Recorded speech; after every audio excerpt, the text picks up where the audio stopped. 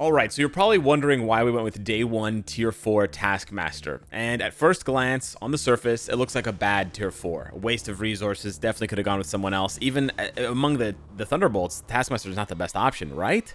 Well, when you dig a little deeper, when you dive into the data, Taskmaster actually has a surprising amount of support value.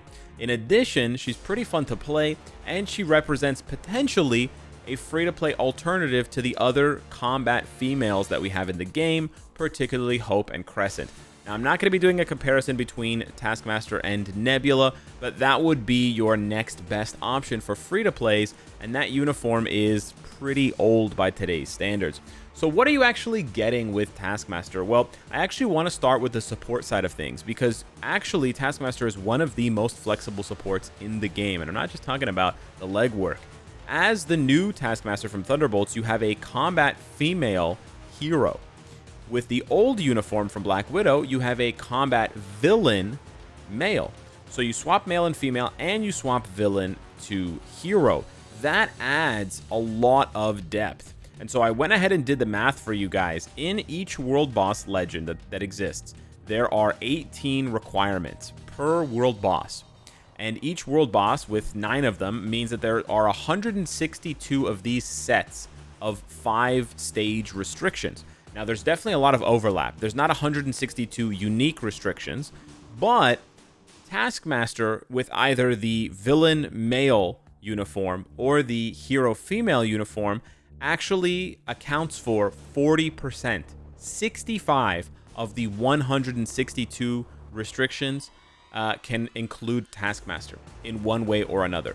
Now, for a lot of those, I will recognize for almost half the bosses, you don't need Taskmaster tier 4. So I'm not necessarily advocating to get the new uniform and tier 4. It may just be one or the other. For the first 4 bosses, of course, you don't need tier 4 whatsoever. And for the first 4 bosses, you actually have a below average featuring rate between 33 and 56%. But when you look at the next bosses, Jean, Kang, but especially Black Swan, Corvus, and Black Dwarf, the usage actually spikes. For Black Dwarf and Black Swan, she's at 50 to 60% usage. She's available for more than half the stages, or half. And so you really have an insane amount of value as a support in a game mode where you can only bring in tier 4s. So that was the first thing that kind of, surprised me about the character. There's actually a lot of overlap, of course, but there's also a lot of non-overlap, right? Like one of the Corvus, for Corvus, for example, 4 of the stages you can use this one, and then 2 you can use this one. So it increases it by 50%. For Black Dwarf, it's 3 with the new one, and 6 with the new one, and 3 with the old one. And then for Black Swan, it's 6 with the new one and 4 with the old one. So you actually get a ton of value there, and you can kind of pick and choose. Now, as far as how you would play Taskmaster, if you want to use Taskmaster as more than a support, you basically have your rotation, which is actually proc-friendly, where you delay 4 until the camera zooms out, you delay 3 until it zooms in, and then you end with 5. And you actually get about 100 hits. Those 315 hits on 3 targets, so you get about 101 hits. You do have to do a little bit of practice there to get the... Oh, it's actually hitting a 4th target. I see that now. So it's actually about 100 hits. You can see in the practice combo here when we do it, it turns out to be about 100, exactly 100 hits. So you actually have a pretty proc-friendly character. Now, it doesn't mean that she's going to be super meta, but it does mean that you're going to be able to play her flexibly if you want to play as Taskmaster. Now, because we've talked about both uniforms, I do want to point out that this uniform is significantly worse for actual gameplay if you want to play as Taskmaster. So if you want to control Taskmaster and use Taskmaster, you kind of have to go with the Thunderbolts look. The other one is really just not going to cut it. This is like 4 or 5 years old now. It's just nowhere near the level of value that you're going to get here. Now, as far as the rest of my build goes, it's pretty bad. I don't have any Odin's Blessings. I do have the important stats capped with my PvE set, and I wouldn't be using this Taskmaster for any PvP content, despite having the Thunderbolts tag and having the buff for Thunderbolts allies, at least for now. We're using a Mighty Rage with a 200 proc, and then no artifact with a stage 12 Power of Angry Hulk. Now, this is just a preliminary rotation that I came up with yesterday on stream. This is by no means the best rotation, but I like to do 1, 4, 3, 5. And opening with the 1 cancel allows you to get the Enrage proc activated right away. And then I just like to go into the 4, excuse me, when there's about 2 seconds left on the 5th skill cooldown. And that allows you to do both delay cancels on the 4 and the 3 so that you get the full amount of hits. And that's basically the rotation. In this particular week, because it's silence, you are going to struggle a little bit more compared to burn and paralysis, because she only has one skill that interrupts, and it happens at the end of the rotation. So just keep that in mind. I haven't found a consistent way of interrupting the Frost Beast in order to delay and have enough time to do an extra rotation, but I think we should be able to get it here. You're going to spam immediately as soon as the Frost Beast goes to the middle, because the silence happens right at the end of the 5th skill. You see that there? It happens right at the end. So you have to be super aggressive. You can't really wait around. As soon as he goes to the middle, you have to have the skills off cooldown, and you have to start, if you're not ready to press the 5 pretty much instantaneously after 4 and 3, then you're going to miss the cancel, and then your score is going to suffer as a result.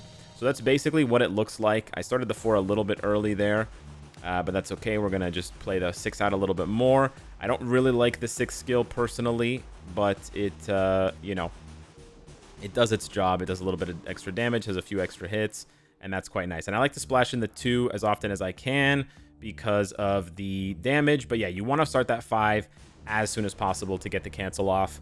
Otherwise, you're going to, you're going to kind of have a bad time. So we're over 10 million here with 1 minute to go, almost 10.5.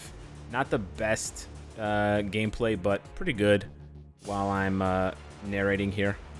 We got the 6 and then this. And yeah, it's just like a fun rotation because I like how the camera moves in and out. It's just kind of satisfying to me. We're going to squeeze in one more rotation here while my battery dies.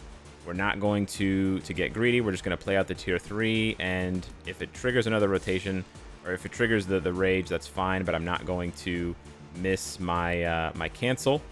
It's fine if we start early. I just want to make sure that I do cancel. Boom. And there you go. This is probably not going to be my best run, but it's okay. We're a little bit ahead of the rage proc, but that's fine. We got 13 million on stream, and I think you could probably go a little bit higher if you can clean up the gameplay a little bit. Again, this is within the first 24 hours of me actually playing the character, so I, by no means have a full grasp of what the character can do. Let's get one more rotation here. We actually got 13 again, so I actually think that, yeah, you can definitely probably get 13.5, maybe even 14 with a better build, and that's with a Mighty Rage. Now, for comparison's sake, if you guys are wondering, I get about 13 to 13.5 with Hope, with a similar build. So she's doing about the same for me, maybe a little bit less than Hope was doing, but harder to play, admittedly. But Hope is not tier 4, so it's a different investment. And then Crescent for me is scoring about 16 million with my kind of like casual one-and-done playstyle. So Crescent is still a big jump up for Taskmaster for those of you that are chasing scores. There's no reason to think, and I'm not trying to say that Taskmaster is like better than Crescent or even better than Hope, for example. But I do think that she's a nice alternative, and she has the additional value of being like a very, interesting support character with a lot of different stage requirements and ability to be flexible with the old uniform, or even like the base look, right? Because the base look is also combat villain male.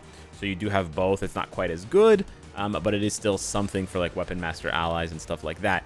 Now, yes, there is the case of this Taskmaster losing the Weapon Master ally buff, but when I'm talking about support buff, I'm just talking about the uniform buff that gives you the 40/40 or the 45/45 increased damage to heroes and villains.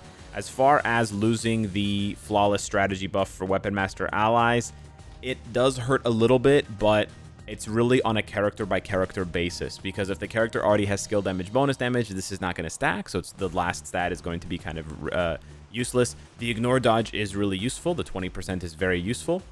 That's not something you can really make up for. And then the crit rate, again, if the character has crit rate already, it's not going to stack unless it's less than 20%.